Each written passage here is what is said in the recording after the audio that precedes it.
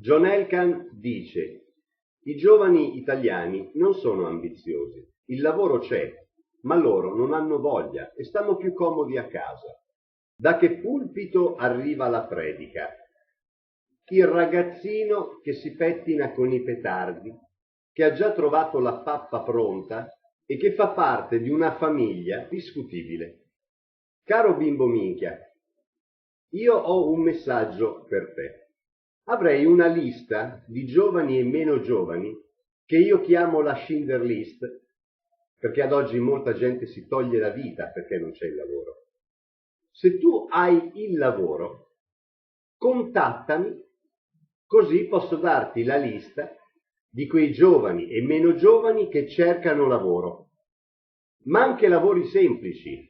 Parli di lavori ambiziosi. Ad oggi basta avere un lavoro, una scopa, andare a spazzare. Noi ci accontentiamo. Puoi fare questo?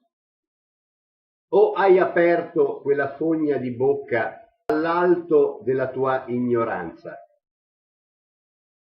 Siamo un po' stanchi di essere offesi.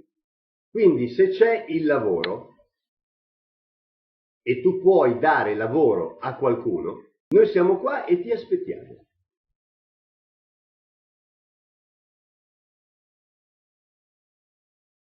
Anche se provieni da una famiglia che tende a schiavizzare gli operai.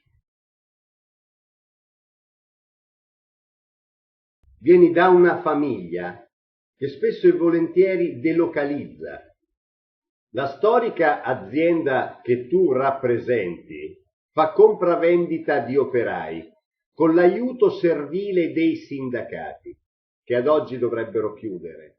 Una storica azienda che ricatta gli operai e li costringe ad abbassare la testa, ad applaudire voi che fate parte di un'antica e storica famiglia di puttanieri, cocainomani, ladri e di arroganti, buffoni, burocrati che mangiano sul dolore della gente, sulle loro fatiche e che ingrassano nel vedere che un operaio, pur di tenersi un posto di lavoro, si umilia. Quindi, prima di aprire quel cesso di bocca, collegala a qualche cervello, visto che la tua testa è completamente vuota. Continuano a morire centinaia di persone per la mancanza di un posto di lavoro. Ad oggi noi non dovremmo più pagare nulla. Una bella disobbedienza civile, una disobbedienza fiscale e far crollare proprio i buffoni come questi piccoli bimbi minchia che un lavoro non ce l'hanno avuto mai, privilegiati dell'ultima ora che offendono i giovani italiani.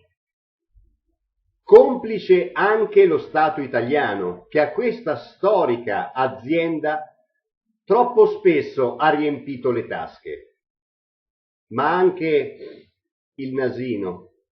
Caro Elkann, leggi il labiale. Stai zitto, imbecille.